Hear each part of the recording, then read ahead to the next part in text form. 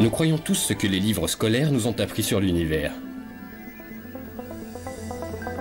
Mais que faire lorsque nous sommes confrontés à des questions qui remettent en cause nos croyances les plus fondamentales?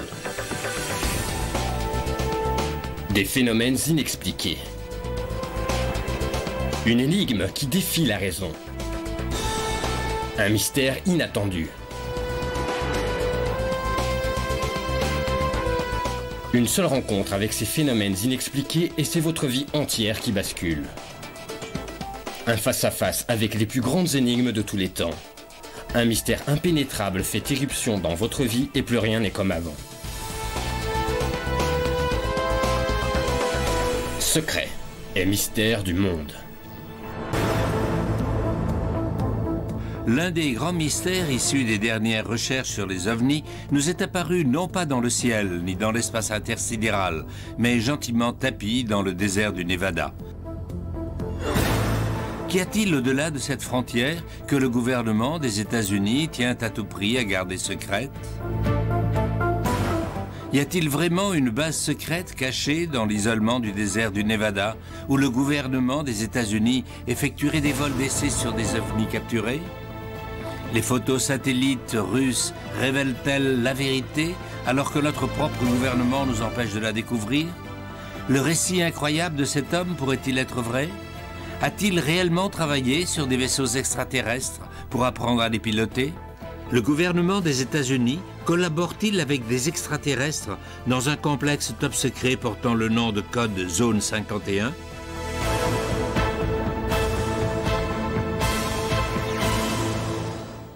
Les anciennes cartes géologiques identifient cette étendue par la seule référence de Zone 51. Ce terme désigne une large étendue, principalement composée de l'ancien lit asséché d'un lac qui porte encore aujourd'hui le nom de Groom Lake. Ici, une base de recherche top secret est censée opérer jour et nuit, et même si le gouvernement persiste à laisser entendre qu'elle n'existe pas, des centaines de témoins oculaires et des dizaines de photographies aériennes attestent du contraire.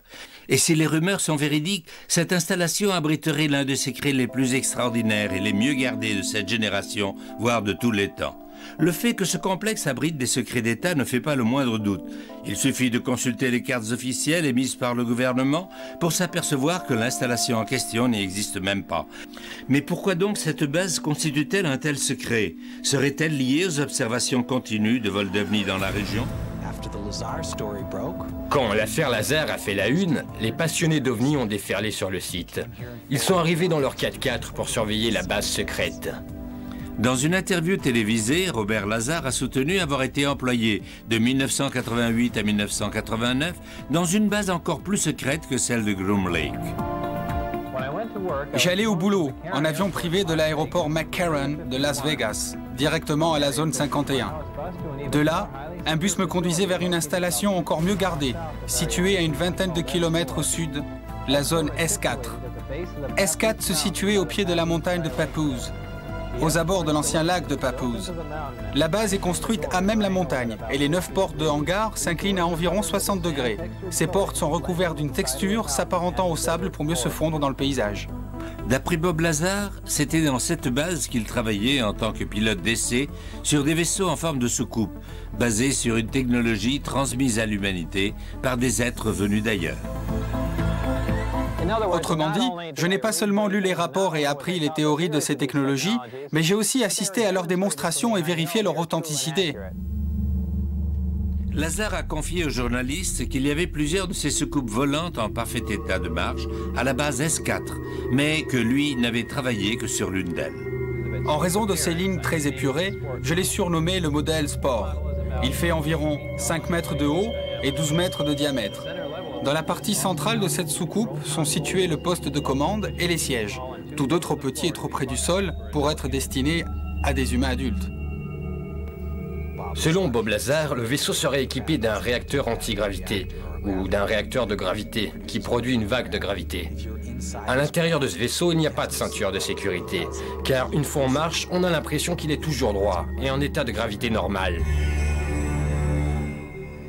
Si l'on croit le récit de Bob Lazar, une telle conception n'appartiendrait pas au domaine de la fantaisie, mais serait une réalité, une preuve tangible que la Terre a été visitée par des êtres intelligents venus d'une autre planète.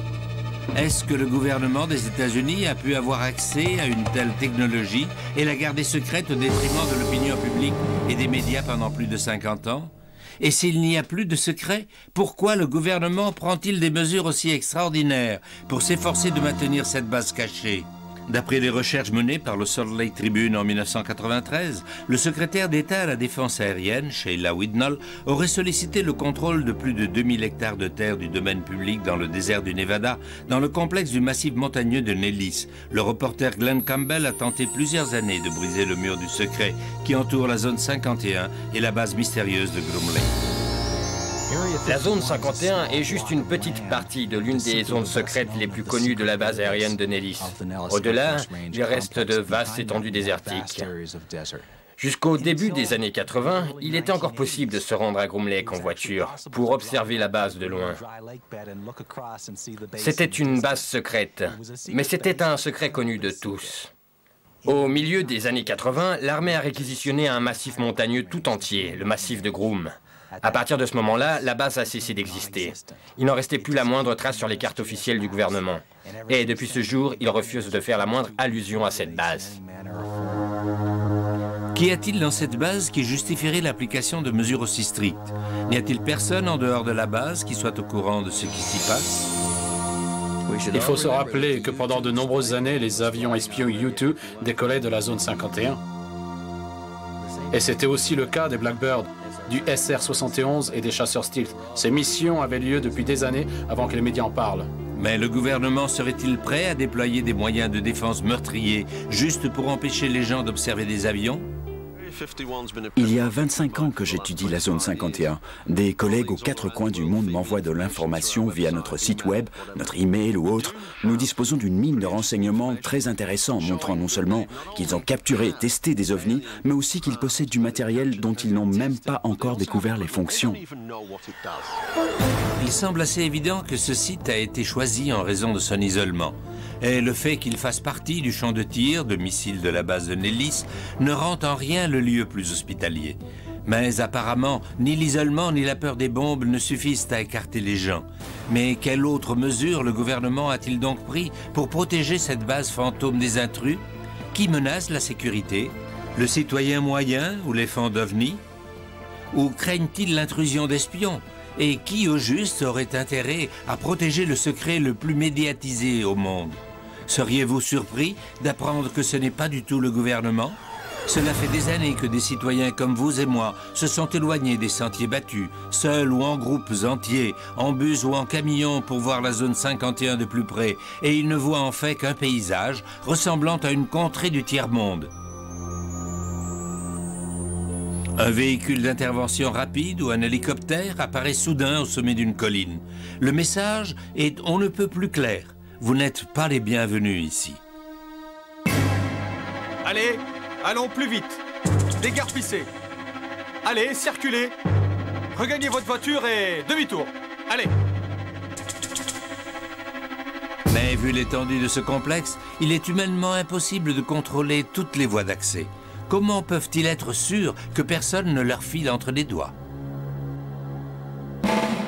On m'a dit qu'ils ont des missiles solaires dans le cas où des avions survoleraient la zone sans autorisation. Et on a eu droit à une poursuite dangereuse par un hélicoptère. S'il ne s'identifie pas immédiatement, un autre avion décollera pour l'intercepter et le forcer à quitter l'espace interdit. Ou il sera abattu. La question posée est judicieuse. Est-il possible que les mesures de sécurité aillent trop loin? Et que se passerait-il si l'un des deux côtés franchissait la ligne? Est-il possible que l'obsession des ovnis ait poussé tout le monde sur une fausse piste? Bien avant qu'il y ait une quelconque base dans les environs de Groom Lake, ce qu'on appelle la zone 51 n'était pas plus qu'un bout de désert réservé aux essais nucléaires. Il est possible que les gardiens de la zone 51 veuillent seulement protéger les gens des radiations résiduelles émanant du champ d'essai. Mais cet avis n'est pas partagé par Norio Hayakawa. Il a pu découvrir en personne les mesures de sécurité agressives déployées dans cette zone.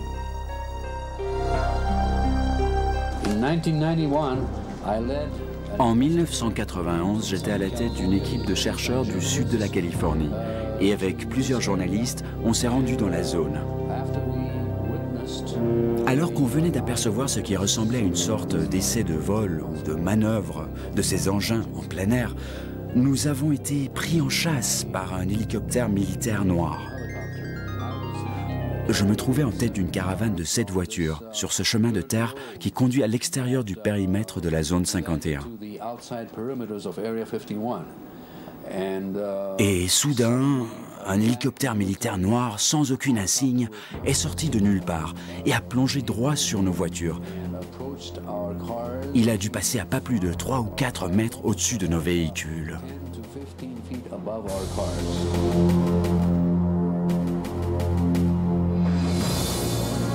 Et pourtant, si Norio Hayakawa et les gens qui l'accompagnaient avaient réellement pénétré dans un domaine militaire, n'auraient-ils pas été sommés, voire même arrêtés? Nous n'avons à aucun moment pénétré dans le domaine militaire. Nous nous trouvions à une bonne distance du domaine militaire. Nous étions dans un domaine public. Nous avions le droit de nous trouver sur un terrain de propriété publique. Pourtant, nous avons été traqués par cet hélicoptère. Ils ont mis nos vies en danger. Quoi qu'il se passe dans la zone 51, il est peu probable qu'on en écarte les gens pour les protéger des risques d'accidents ou des radiations atomiques. Le dispositif de sécurité vise plutôt à protéger ceux qui se trouvent à l'intérieur du complexe. Ils sont prêts à déployer tous les moyens nécessaires pour éloigner les curieux de cette zone, et même des abords du périmètre. S'il est vrai que les forces de sécurité de la zone 51 sont prêts à prendre en chasse des civils en territoire public à plus de 15 km du site, n'ont-ils pas oublié que cette base secrète est probablement encore mieux visible à partir du ciel? Ne suffirait-il pas, en effet, de survoler le complexe à basse altitude pour voir exactement ce qui s'y passe? L'ex-colonel de l'US Air Force, Wendell Stevens, n'est pas convaincu. L'espace aérien y est hautement restreint. Si un pilote se trouvait par erreur dans une des zones interdites, on lui demanderait immédiatement par radio de dégager. S'il persiste à survoler la zone interdite, on le sommerait de quitter l'espace et on le radioguidera vers l'issue la plus proche. S'il tarde à répondre, un autre avion décollerait pour le forcer à quitter la zone ou bien il serait abattu. Les pilotes en manœuvre d'entraînement sont interdits de vol dans cet espace aérien. Une violation entraînerait la fin de leur carrière. Même un pilote de l'aviation civile peut perdre sa licence s'il survole la zone de Groom Lake. Il y a plus de 40 ans que ce site sert aux essais dans le cadre des projets noirs. Autrement dit, les secrets militaires les mieux gardés du monde, et c'est là qu'ils se trouvent. Le site est parfait pour ça. Il est entouré de montagnes, en plein milieu de nulle part, et juste à côté d'un terrain d'essai nucléaire. On m'a informé que la base est équipée de missiles solaires dans le cas où des avions intrus survoleraient la zone. Il y a aussi des détecteurs de mouvement enfouis dans le sol et des appareils capables de déceler l'odeur d'ammoniac dégagée par l'épiderme humain. Il y a aussi des caméras de surveillance qui épient le moindre mouvement aux abords de la base. Vous voyez, c'est un site extrêmement bien protégé. Évidemment, ce genre de mesures de sécurité sont habituelles pour des installations militaires ultra secrètes.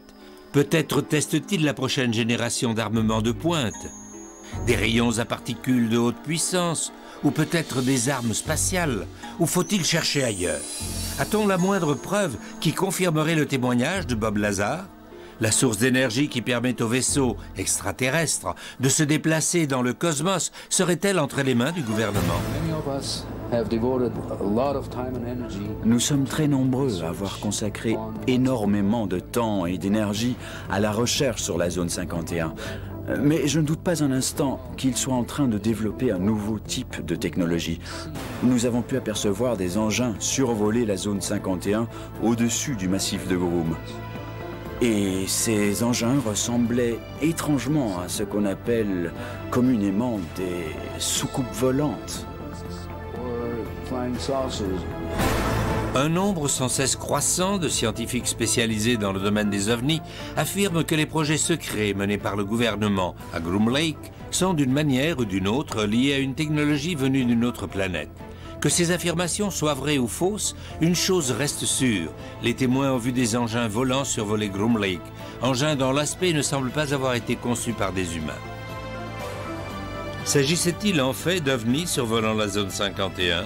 Et que dire des photographies, des enregistrements vidéo et ces lumières étranges dans le ciel? Dispose-t-on de témoignages faibles qui confirmeraient la présence de vaisseaux, voire d'êtres extraterrestres dans la zone 51? Le récit de Bob Lazar ne marque ni le début ni la fin de la saga de la zone 51. Un certain nombre de personnes avaient déjà vu des ovnis dans le désert du Nevada, bien avant la naissance de Bob Lazar. Mais l'histoire a intéressé tout le monde à partir du moment où George Knapp a été interviewé par une des télévisions de Las Vegas. C'est ce qui a mobilisé le public ici. Avant cette série d'interviews, la zone 51 n'était qu'une référence dans les anciennes cartes militaires, une zone d'essai nucléaire menée, bien sûr, dans l'intérêt de la sécurité nationale. Mais l'année 1955 a marqué un tournant. Cette année-là, la société Lockheed cherchait désespérément une base d'essai pour tester son nouvel avion espion, le U-2. Ils ont placé tous leurs espoirs dans leur chef d'escadron d'essai, Tony Levier, et ont trouvé un endroit isolé, disposant d'une très longue piste de décollage. Et c'est ainsi que la zone 51 est devenue la base d'essai aérien la plus secrète des États-Unis. Mais que se passait-il d'autre dans cette base? D'après la déclaration officielle du gouvernement des États-Unis, je cite: « Ni l'US Air Force, ni le département de la Défense n'opèrent ni ne possèdent d'installation sous le nom de Zone 51. » À proprement parler, c'est vrai. Et même si cette base a été construite par la CIA et est utilisée exclusivement dans le cadre de projets gouvernementaux, elle est exploitée par une société privée. Sa sécurité est assurée par Wackenhut, une entreprise privée. Durant plus de 30 ans, à part une poignée de propriétaires, les gens ignoraient l'existence de Rachel, Nevada et du site de Groom Lake. Mais d'autres événements ont contribué à donner une crédibilité au récit de Bob Lazar. L'agent Guy Hotel de la FBI en 1950 indique qu'il savait que 3 soucoupes volantes avaient été récupérées dans le désert du Nouveau-Mexique. Les engins extraterrestres sur lesquels Lazar avait travaillé provenaient bien de quelque part. C'est ainsi que bien avant l'existence du complexe de la zone 51, les germes de l'un des mystères les plus troublants de la nation avaient déjà été semés. Lors de l'une de nos expéditions à la zone 51, l'un de nos membres affiliés a réussi à filmer des images plutôt remarquables de ce qui a tout l'aspect d'un engin en forme de soucoupe survolant Groom Lake. Cet engin ne se comportait pas comme les avions conventionnels que j'ai pu voir. Il n'émettait pas le moindre bruit. Mais ce qu'il y a de vraiment remarquable, c'est qu'à d'autres occasions, nous avons pu voir les manœuvres en zigzag exécutées par ce type d'engin. Et parfois même avec des virages à 75 degrés, suivis d'ascensions et de descentes soudaines. Pourrait-il s'agir d'un vaisseau spatial venu d'une autre planète, tombé entre les mains des hommes? Selon une version assez cohérente d'un grand nombre d'employés, un vaisseau aurait été transporté ici en 1953 et plusieurs extraterrestres vivants auraient été amenés presque en même temps. Cela fait des années que les Russes photographient la zone 51. Staline portait un grand intérêt aux ovnis et il voulait en savoir plus sur ce qui se passait à Roswell. Ils ont conclu que les événements de Roswell avaient bien eu lieu, que quelque chose s'y était écrasé, que ce n'était pas un ballon météorologique ni un objet terrien. Ils ne savaient pas exactement d'où ils venaient, mais ils savaient qu'ils étaient ni à eux ni à nous et qu'il fallait à tout prix l'étudier. Bien entendu, sans preuve, ces affirmations restent du domaine de l'ouï-dire et des rumeurs. Mais existe-t-il de telles preuves? Toutes les histoires qui planent autour de cet endroit restent un mystère, tant pour les employés que pour nous tous. Peut-on retracer l'origine de toutes ces histoires d'ovnis capturés? Et comment ces engins sont-ils arrivés à la zone 51? Ce ne sont pas les responsables de la zone 51 qui vont admettre quoi que ce soit. Une action fédérale en justice visait à savoir le nom de la base, mais ils se sont battus et maintenant ils sont exemptés d'en révéler le nom. Lorsqu'on travaille dans une zone secrète comme la zone 51, Le travail qu'on fait est fortement compartimenté. On est amené en jet depuis Las Vegas, les hublots obstrués. À Groom Lake, on s'embarque dans des bus sans fenêtres qui nous conduisent directement sur les lieux de travail. On ne voit que le hangar et les quelques bâtiments dans lesquels on travaille. C'est une dichotomie intéressante. Les Russes peuvent survoler et prendre des photos. Nous avons signé un traité d'accès aérien ouvert qui permet à des dizaines de pays de survoler et de prendre des photos, mais nous, qui payons les factures pour le maintien du site, ne sommes pas au courant. En 1988, un satellite russe a pris une photo sensationnelle au-dessus de la zone 51. Si vous regardez l'objet mis en évidence en bout de piste, il est positionné comme s'il était sur le point de prendre son envol. Récemment, de nouvelles photos de la zone 51 ont été diffusées sur Internet, ce qui révèle peut-être du fait que, malgré les démentis du gouvernement, le public exige une explication au mystère planant sur la zone. Cette année, il y a eu de nouvelles photos de la zone 51. Les premières provenaient d'un satellite espion russe capable de détecter des objets de moins de 2 mètres. Les autres, d'un satellite commercial américain capable d'apercevoir des objets de moins d'1 mètre. Ces informations nous apportent des précisions sur les activités menées dans la zone 51, une base dont le gouvernement des États-Unis persiste à démentir l'existence. La précision et la qualité de ces photos satellites sont remarquables, mais elles ne font que soulever davantage de questions sur les activités. Une chose qu'on remarque, c'est l'absence de personnel sur le terrain. S'il s'y passe réellement quelque chose, il reste à savoir où exactement. Jusqu'ici, Bob Lazar restait le seul témoin à avoir donné des précisions sur le travail mené sur des technologies extraterrestres dans la zone 51. Toutefois, dans une interview exclusive pour Secrets et Mystères du Monde, cet homme, David Adair, un expert de renom mondial dans le domaine des technologies de l'espace, a accepté de faire des déclarations publiques sur sa propre expérience dans la zone 51.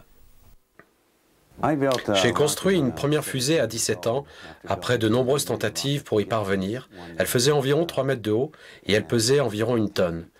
La conception du réacteur était en quelque sorte unique.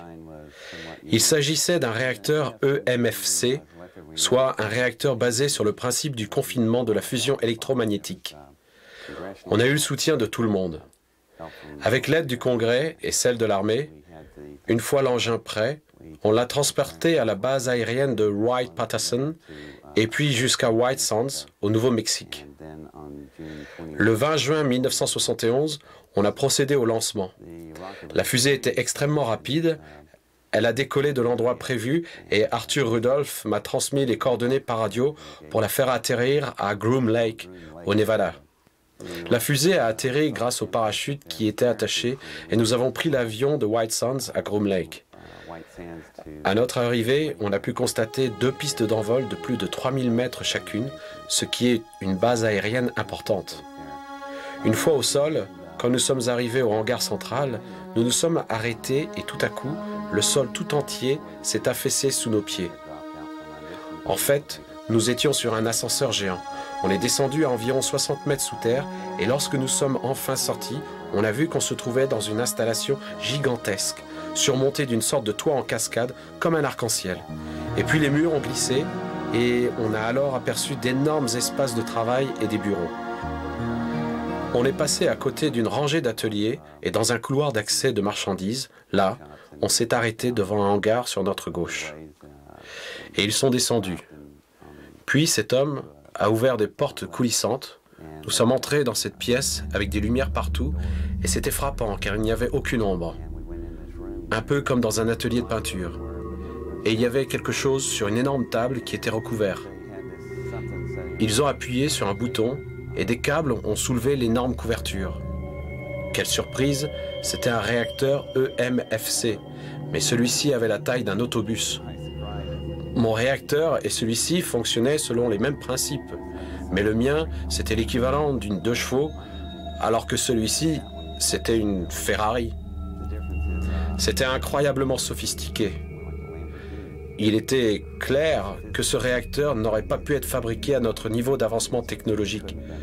Cet engin était énorme, et pourtant, il n'y avait pas le moindre câble, pas de vis, pas de rivet, aucun boulon, aucune soudure, aucun raccord, rien.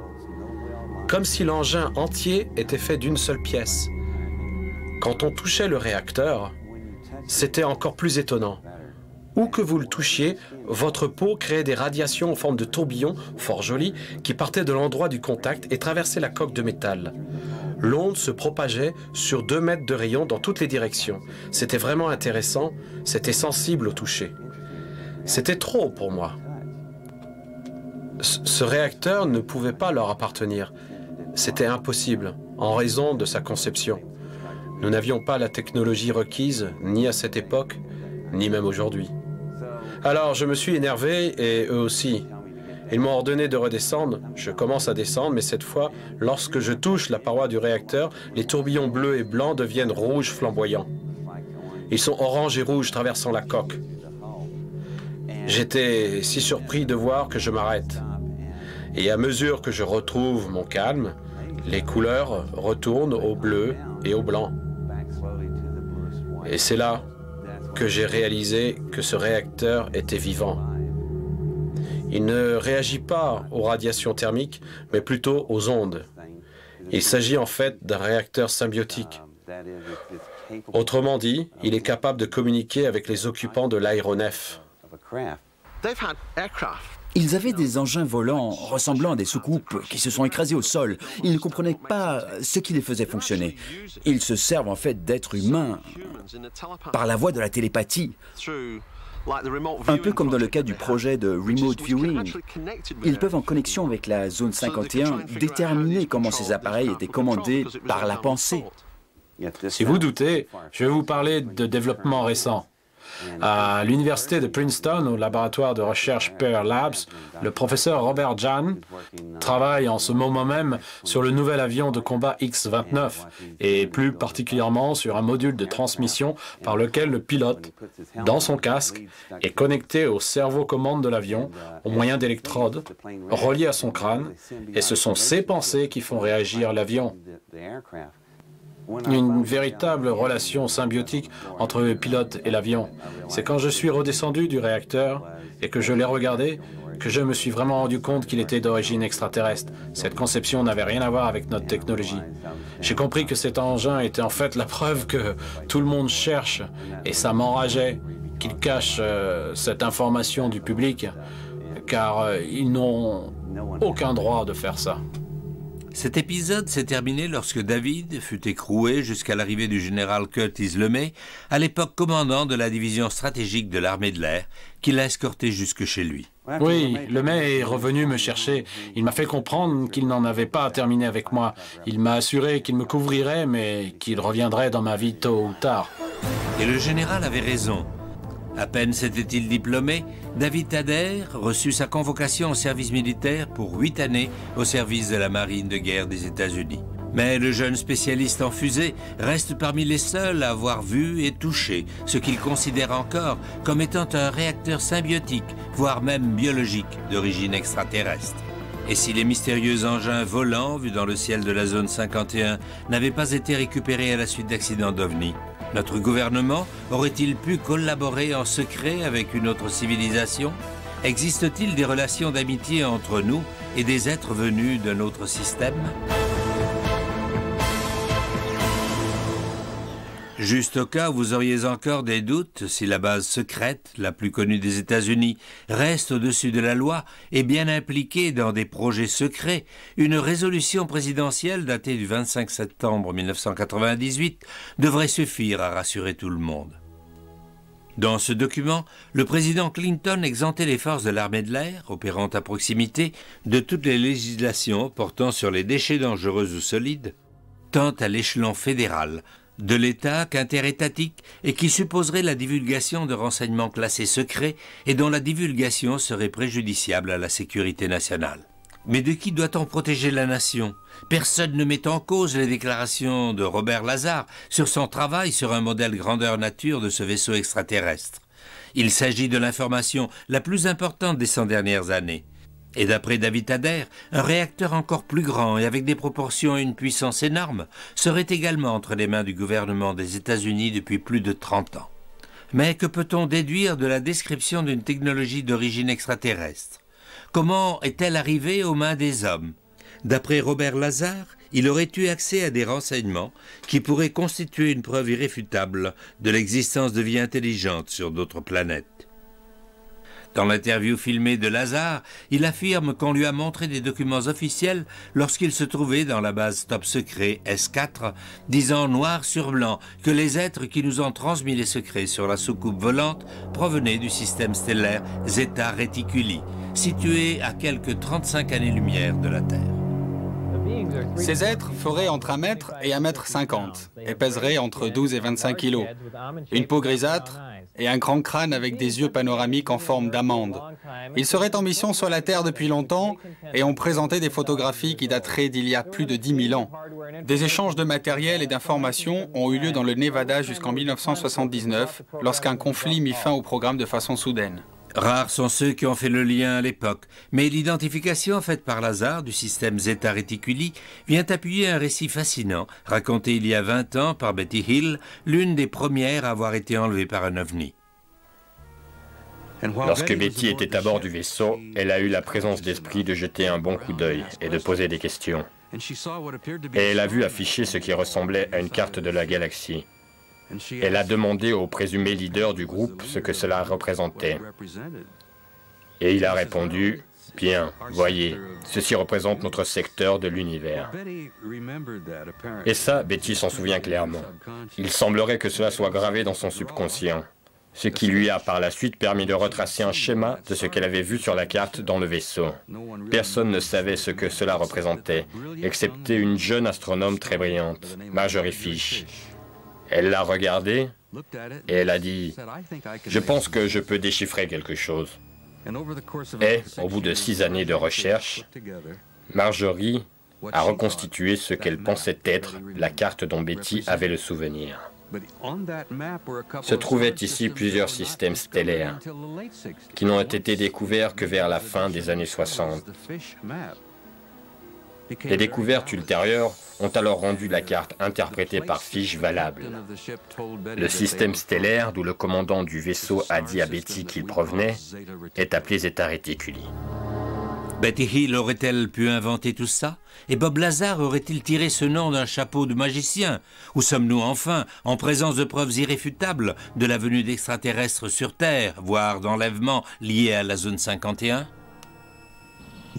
Betty et Barney n'ont pas menti, car dans les années suivantes, leur récit n'a constitué qu'une partie infime de la vaste quantité de preuves confirmant que ces événements sont réels. Mais alors est-il possible que le gouvernement ait conclu une sorte de contrat avec les extraterrestres? Une telle hypothèse est-elle envisageable? Il est possible que nos gouvernements arrivent à une entente avec un autre monde.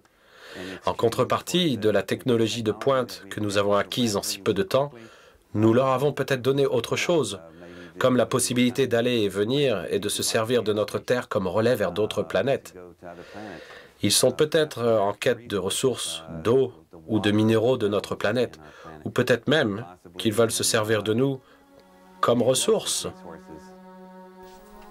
Les théories et les possibilités laissent perplexes. Notre gouvernement agissant avec des forces extraterrestres, des enlèvements, des réacteurs, tout ça caché dans le sable du désert dans la zone 51. S'agit-il en fait du secret que le gouvernement est si anxieux de protéger à Groom Lake? Y a-t-il la moindre possibilité que la zone 51 soit utilisée comme une sorte de port spatial accueillant des vaisseaux en échange de technologies nouvelles? La zone 51 peut facilement faire office de port spatial.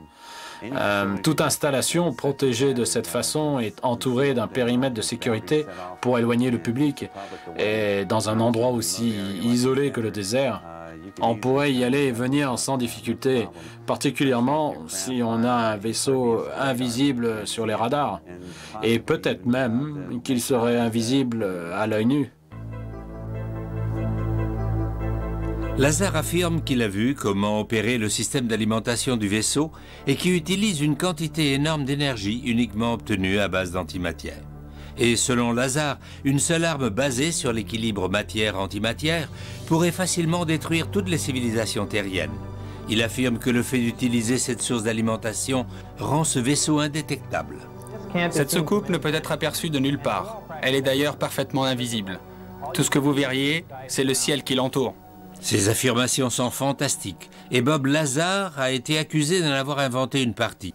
J'ai constaté en l'écoutant parler que Bob Lazar est parmi les scientifiques qui s'expriment le mieux dans le monde de la physique. J'ai pu voir des gens en train de travailler là en bas. Il est évident qu'il en fallait pour ces projets et on devrait écouter de plus près ce qu'il dit et l'analyser vraiment. Supposons un instant que toute l'histoire est véridique. Quel dessein le gouvernement pourrait-il avoir à l'égard de toute cette technologie? Norio Hayakawa n'est pas d'avis que ces technologies de pointe serviront à améliorer le sort de l'humanité. Vous pouvez être sûr et certain que cette technologie finira tôt ou tard par être utilisée à des fins militaires. Il pourrait s'en servir pour un conflit d'une échelle sans précédent, un type de guerre que nous n'avons jamais vu.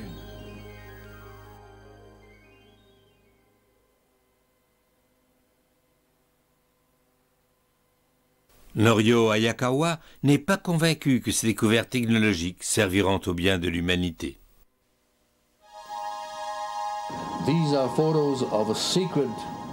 Voici des photos d'une installation secrète opérée par la Lockheed Corporation en Californie.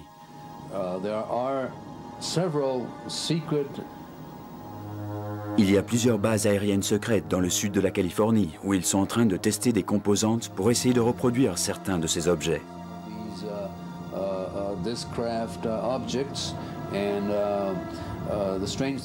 Et ce qui est étrange par rapport à cette installation, c'est qu'on ne voit jamais d'appareil sur le tarmac, absolument aucune sorte d'avion.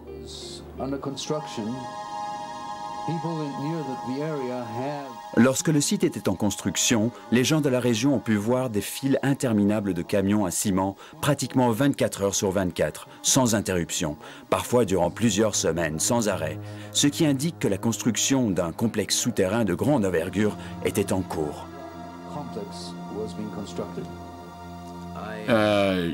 J'ai eu de la chance de pouvoir interviewer des personnes qui ont participé à la construction de la base souterraine de la zone 51.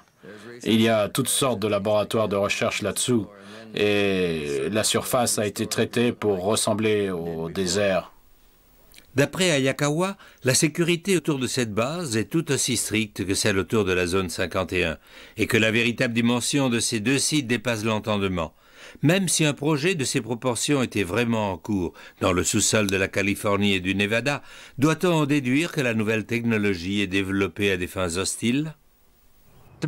En toute honnêteté, cela ne me surprendrait pas que des personnes soient kidnappées et conduites à ces installations souterraines des États-Unis. Et si ce n'était pas le cas, nous serions encore en présence d'une affaire criminelle qui constitue une violation totale de notre système constitutionnel. Ces récits peuvent-ils être vrais? Des personnes enlevées par des ovnis et emmenées à la zone 51? Existe-t-il la moindre preuve qui soutienne ces allégations? Dans la vidéo, Robert Lazar affirme que l'installation S4, située à proximité de la zone 51, est cachée dans une montagne avec 9 portes de hangars, conçues pour se fondre dans l'environnement. Ce qui est incroyable, c'est que cette version correspond au témoignage de personnes affirmant avoir été enlevées par des extraterrestres à bord d'ovnis et emmenées à une base souterraine mystérieuse. Les otages ont été amenés dans des endroits qu'ils ont assuré être des installations souterraines. Plusieurs otages ont aussi affirmé que leurs ravisseurs avaient l'aspect de personnel militaire américain. Et puis, il y a aussi ceux qui sont convaincus que l'armée développe cette technologie pour défendre l'humanité contre une invasion extraterrestre. Je ne crois pas que le gouvernement ou l'armée ait quoi que ce soit à craindre de la part de qui que ce soit sur cette planète. La véritable menace vient de quelque part en dehors de ce monde. D'autres sont d'avis que le gouvernement cherche uniquement à se protéger lui-même. Ils se sont mis à infiltrer les organisations de recherche sur les ovnis. Ils ont commencé à espionner les chercheurs. Ils ont diffusé de fausses informations pour brouiller les pistes. Ils ont activement encouragé une politique visant à couvrir de ridicule toute personne affirmant avoir vu des ovnis. Mais les gens qui voient des ovnis ne sont pas fous du tout. C'est juste le prisme par lequel on voit ces nouvelles à l'heure actuelle. Le gouvernement a fait un excellent travail de brouillage des pistes. Tous ces témoignages d'objets volants au-dessus de la zone 51 sont faciles à expliquer. Ils voient des objets volants dans le ciel, c'est un fait. La recherche continue et ils pilotent tout depuis l'ingénierie inversée jusqu'aux appareils extraterrestres qui vont et viennent. Ces gens ne sont pas fous. Ils voient vraiment des trucs volés. C'est une installation souterraine militaire aux dimensions énormes. Certains de mes amis qui ont visité les lieux disent que c'est réellement un bâtiment de 40 étages sous terre. Énorme. Si les ovnis existent bien, le gouvernement a sûrement de bonnes raisons d'éviter la panique et pour que la société ne réagisse pas de façon excessive face à cette situation. Probablement, le gouvernement est-il au courant de l'existence des ovnis depuis les années 40 et 50. Durant cette période, il y avait une grande hystérie anticommuniste à propos des affaires du monde. En introduisant la notion d'OVNI, on aurait risqué une hystérie de masse. Et ce sont alors les fondements même de notre société qui auraient été ébranlés. Ils essayent de dissimuler ces événements. Ils traitent le public comme s'il ne méritait pas la moindre attention. Ils ont des appareils dans des caisses qui pourraient servir au bien de l'humanité. Mais qu'est-ce qu'ils font? Ils réfléchissent aux façons d'utiliser ces technologies pour fabriquer une arme. Mais s'ils tiennent réellement à évoluer, ils devraient commencer par partager cette information afin que tout le monde puisse participer à son amélioration et à son application. Bob Lazar est absolument ferme dans ses propos. Lors d'une interview récente, il aurait affirmé « Je suis absolument certain de ce que j'ai vu. Je sais où en est la science traditionnelle et la physique. Et j'affirme qu'il s'agit d'un appareil extraterrestre. Cette technologie a des centaines et des centaines d'années d'avance sur la nôtre. Un point, c'est tout. » Mais pour ceux d'entre nous qui n'ont pu le voir de leurs yeux, la question reste, existe-t-il des preuves irréfutables qu'une technologie venue d'ailleurs est en train d'être testée et utilisée dans la zone 51? Est-il possible qu'enfoui dans le sous-sol du désert, au-delà du cordon de sécurité le plus efficace de l'histoire, il existe une preuve de l'existence d'une vie dans d'autres mondes? Si cette preuve y existe, elle soulève une autre question encore plus cruciale. Le monde pourrait-il devenir un monde meilleur si cette incroyable information était divulguée et si l'inconnu devenait l'inimaginable ?